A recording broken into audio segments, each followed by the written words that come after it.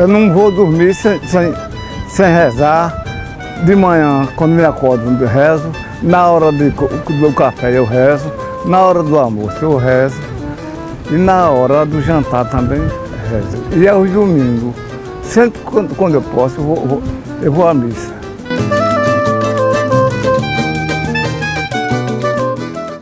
Eu nasci aqui, bem dizer, na beira do mar.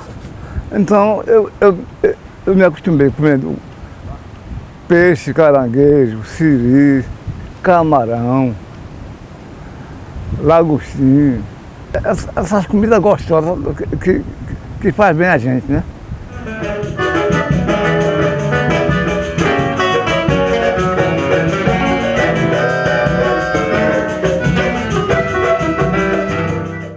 A música é importante porque a música alegra a alma, alegra alguém que está ao redor de nós, né?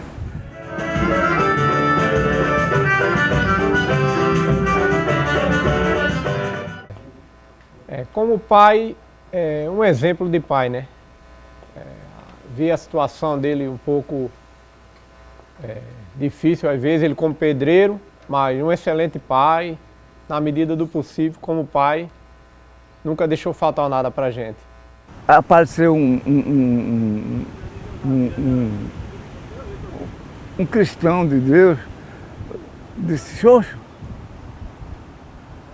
tá com um negócio pra mim aí, Xoxo? Aí eu toquei o violão e disse assim. Quando eu toquei, disse assim: rapaz, tu tocando o violão, trabalhando de servente de pedreiro. Tu quer trabalhar de pedreiro comigo? Eu digo: agora. Aí ele disse: compre um martelo, 1 metro, compre um prumo e uma colher e vá para lá que eu te encaixo lá. Acho mesmo, filho. Aí eu trabalhei com ele 6 meses, aí fiquei trabalhando de pedreiro, né? Essa história do choro, como essa história começou com trabalhadores urbanos, né, com pouca formação, na maioria das vezes. Você tem exemplos, por exemplo, João Pernambuco também não lia partitura. Necessariamente o choro não vem naquele formato clássico de escola, embora hoje nós temos uma leva de músicos que estão nas escolas e isso é importante. É bom reforçar a importância que a escola tem na formação técnica do músico.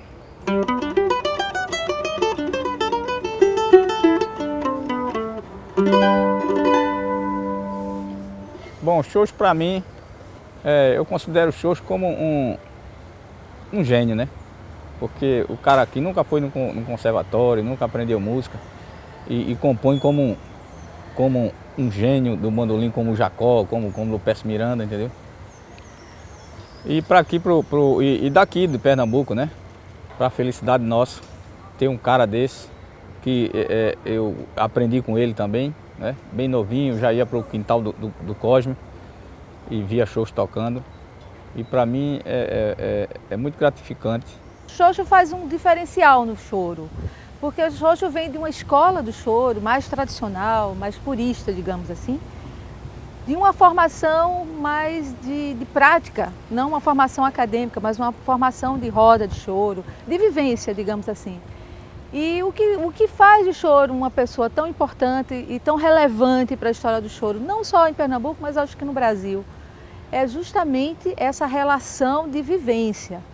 E ele traz uma leva de composições que vai dar do choro à bossa nova. O legado de Xoxo é que ele pode, exatamente, o legado que ele deixa é o legado de dividir a sua história de composição, de artista, de construir essa história no decorrer da sua vida, através também da sua generosidade, porque quando você tem a capacidade de construir, de compor como ele tem, e de tocar também, já com a idade que tem, e com a vida útil que ele tem dentro do choro, e ele divide isso é generosidade, é a generosidade própria dos mestres, né? Eu comecei tocando violão com uns 12 anos, porque por intermédio de um tio meu que tocava violão, né? Aí eu pedi ele para me ensinar o Lá menor. Ele ensinou o Lá menor, o relativo de Dó menor, que é Dó. E outros tons, né? E daí eu comecei tocando por ali, com o tempo a gente ia para uma farra lá que tinha dos caras, eu chamava para tocar lá com eles, eu ia lá fazer aquela pontinha com eles, né? E assim foi crescendo.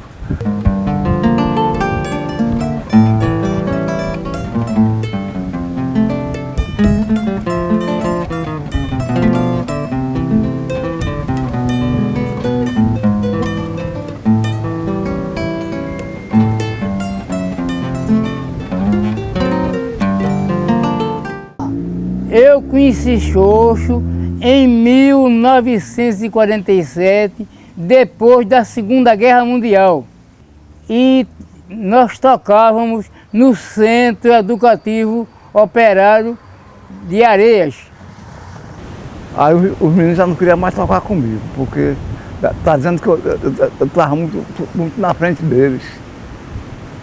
Aí foi justamente nessa época que eu fui na Arsenal do Comércio, fiz uma inscrição para um programa de calouros. Eu tinha feito uma música e um dia eu encontrei, numa farra, encontrei um cara, por nome de Luiz Pidoutinho, e ele tinha um dedo cortado, né? E um olho cego. É por isso que chamava ele Luiz Pidoutinho. Aí ele chegou lá, eu não conhecia ele. Aí ele pediu o cavaquinho lá a um dos meninos e tocou um choro para mim. Aí quando ele tocou o choro, eu procurei terra nos pés e não encontrei, né? Aí quando ele está no choro, eu disse, caboclo, você é bom, mas da primeira vista não tem bom não. Entendeu? Pronto. Aí justamente quando eu fiz esse choro, aí eu consultei ele. Senhor Luiz, eu fiz um choro, veja o nome para entrar nele. Bote Derramada no Deserto. Isso na década de 50, né?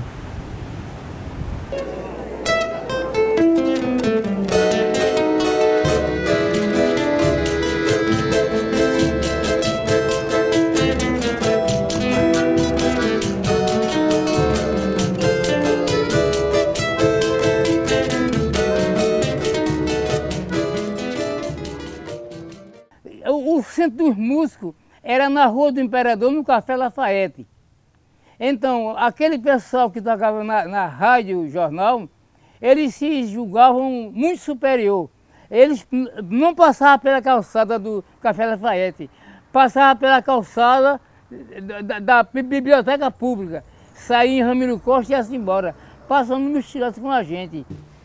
Quando eu conheci Xoxo, há uns 30 anos atrás, porque foi apresentado por Mestre Narciso do Banjo, ele me apresentou as composições dele e de lá para cá a gente convivemos junto com ele no Bloco da Saudade e nas rodas de choro lá no Cosme. Para mim, Xoxo é um dos grandes compositores de choro da atualidade, aos seus 92 anos, atuante ainda, e para mim ele é um ícone do choro brasileiro. Eu não confiava no violão, porque nesse tempo, quem tocava violão era malandro. Eu só dava dinheiro mesmo para aquele profissional de rádio.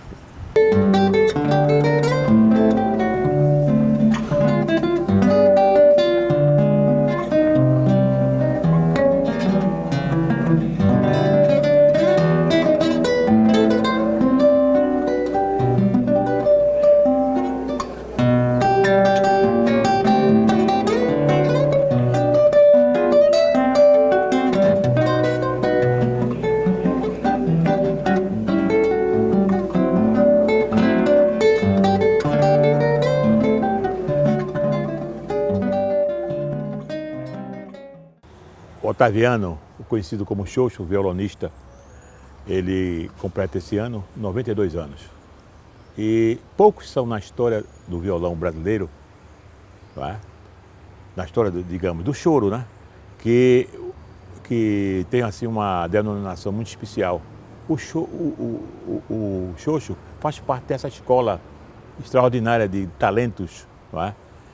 Homens que aprenderam na rua, homens que aprendeu assim no dia a dia, sozinho, com o talento que ele possuiu. Então, ele tem assim um estilo do choro pernambucano, né?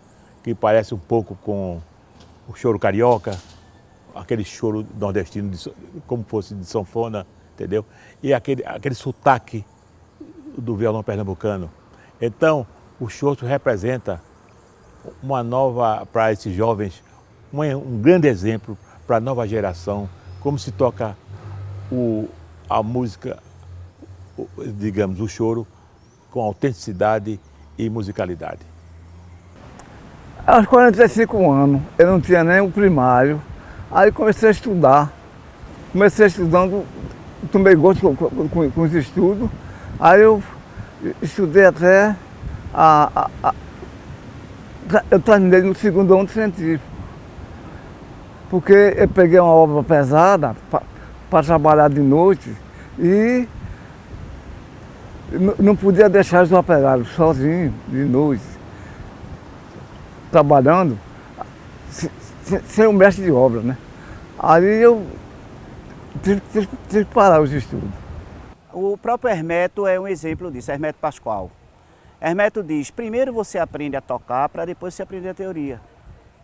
Então, esses músicos são chamados músicos práticos, que eles estão ali e apresentam o seu trabalho independente de leitura. É mais memória, é mais ouvido, não é? Então, tem a memória e tem o ouvido, isso faz parte da música também. E quando você aprende música escrita ou lida, aí você fica muito condicionado a uma partitura. O ideal seria fazer aquela teoria de Hermeto, que seria começar de ouvido e depois pegar a teoria. O que é que a teoria faz com o músico? Ela facilita a vida do músico, mas não quer dizer que ela é essencial. Acho que você tem que equilibrar, tem que ter as duas coisas. Eu tinha 2 irmãos que tocavam violão, aí eu digo, mas rapaz, 3 pessoas tocando violão não dá. Aí foi que eu resolvi tocar o cavaquinho.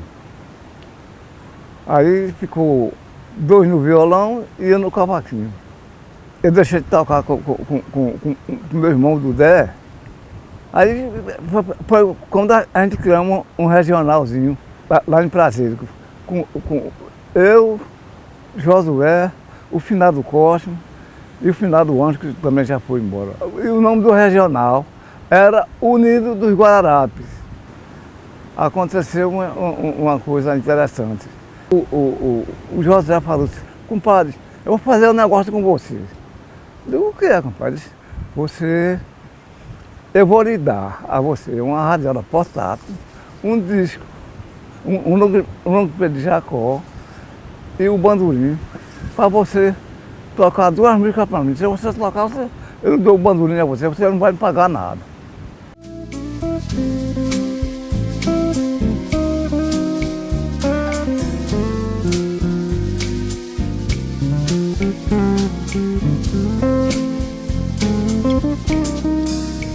Flutuar lá no céu, sob a luz de um quasar, onde o tempo não é, nem será amanhã,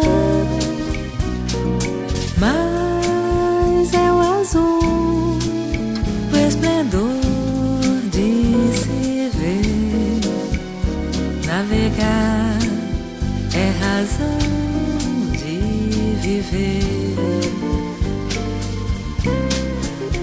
Orbitar sempre além do sistema solar, onde o gene do mal não possa estar, nem a dor.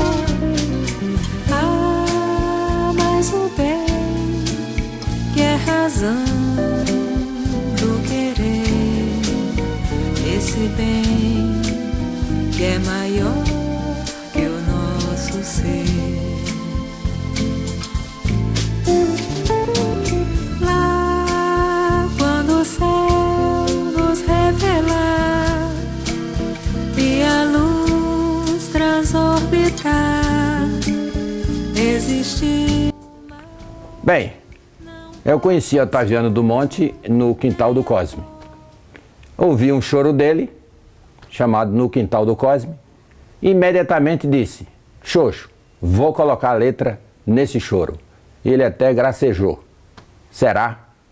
Então, o que me levou a colocar letra nesse choro foi exatamente a harmoniosa composição dos acordes e que tinha tudo a ver com a atmosfera do lugar. Foi isso aí que me levou a colocar a letra nesse choro. Esse choro, ficamos em segundo lugar no Festival Nacional de Música em Garanhuns. Eu vou fazer um choro que começou lá com um xoxo lá no Quintal do Cosme. A música é de Otaviano do Monte e a letra é de Noel Tavares. Quintal do Cosme.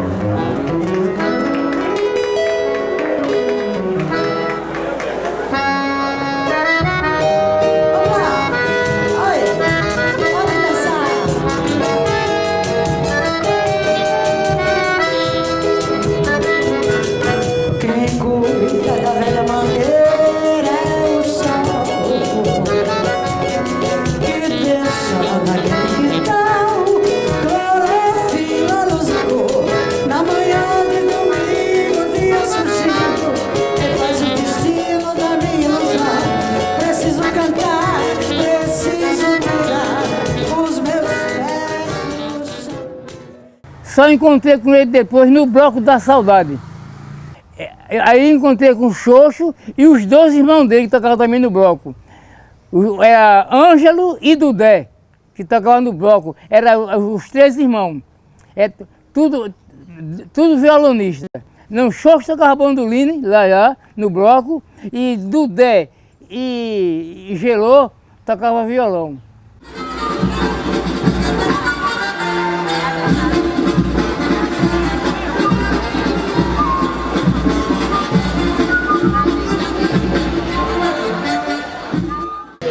Xoxo, com a idade que tem muito exemplo a dar, principalmente para o jovem que está surgindo hoje no choro, principalmente no violão de 7 cordas.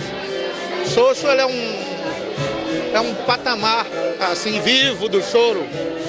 É uma alegria enorme falar dele com a idade que ele tem, com tudo que ele já passou e está passando. Então ele está juntando tudo isso e está passando tudo isso para todos nós que fazemos parte da família do choro. A importância do Xoxo para a cultura como patrimônio de Pernambuco é muito grande, a importância dele é muito grande, porque como eu falei antes, serve de estímulo para o jovem que está começando a tocar violão, serve de estímulo para quem está começando a tocar cavaquinho, seja no solo, seja no centro, serve de estímulo para qualquer percussionista que viva do choro, para mim, para qualquer outro instrumentista da sanfona, de qualquer instrumento de sopro. Então o Xoxo como patrimônio é uma coisa maravilhosa para todos nós. Só vai somar e somar muito pela experiência que ele tem, pela musicalidade que ele guarda dentro dele.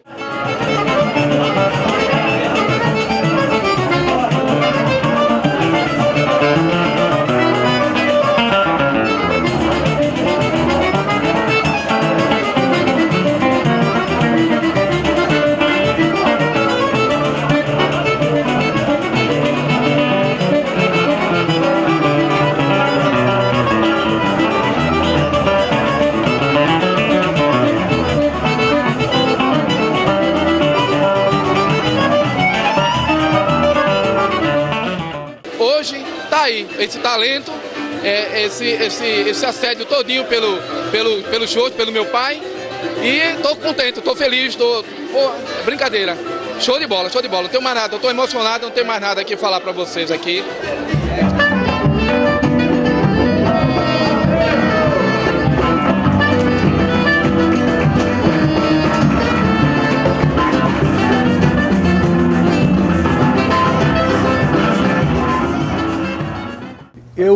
conheci o estilo musical de Xoxo, de choro e de valsas, né? Mas conheci o outro lado agora com as letras de Noel. Achei muito bom, músicas com harmonias e melodias assim, bem sofisticadas. Eu acho o seguinte, que primeiro de você antes de ter escola e ter estudar profundamente música, você tem que nascer com dom, com talento, né? Temos um exemplo parecido de Cartola, né? Xoxo seria um Cartola da gente. Primeiro vem o dom e ele aproveitou muito isso aí, muito bem, soube usar e fazer música até hoje, com 92 anos.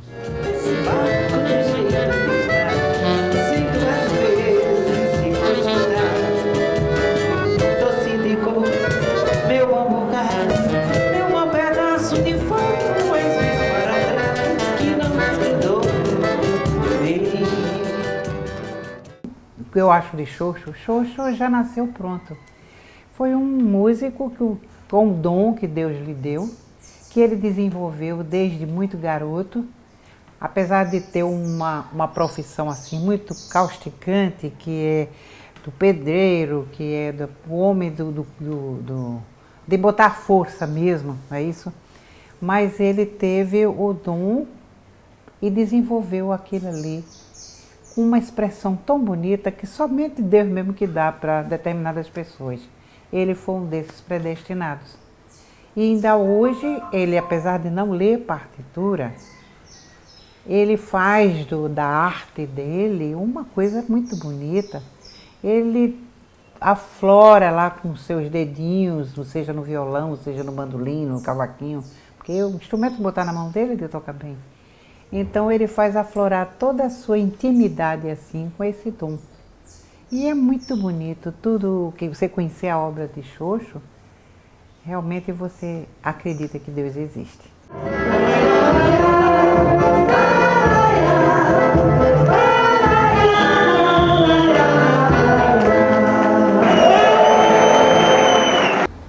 Bem, eu como cantora de choro, conheci Xoxo aqui no nosso quintal há alguns anos atrás. E ele já, a princípio, me deu aquela sensação de que é ali que eu tinha que estar, junto com ele.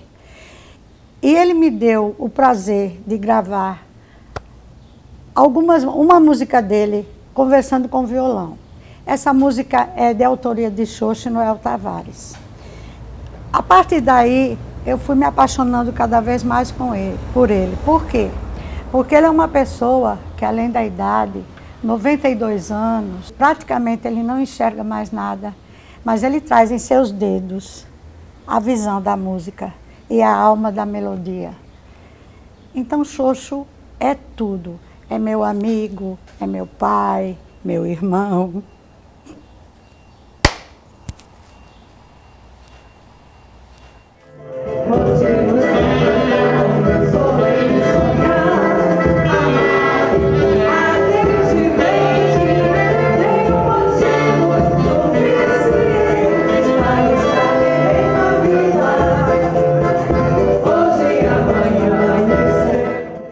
Me aproximou muito com o Xoxo a questão da maneira dele ser, o ser humano que é Xoxo.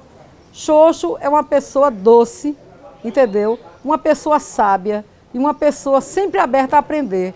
Então daí vem a jovialidade de Xoxo, essa vontade de aprender, essa vontade de viver.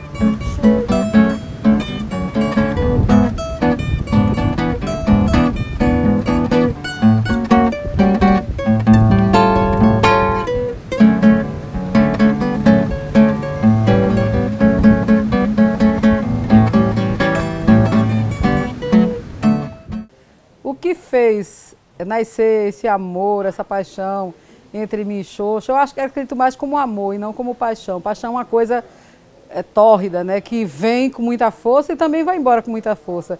Mas esse amor, ele nasceu da dedicação, da admiração pelo trabalho dele, pelo ser humano que ele é. Então foi crescendo, foi um crescendo. E culminou quando ele adoeceu.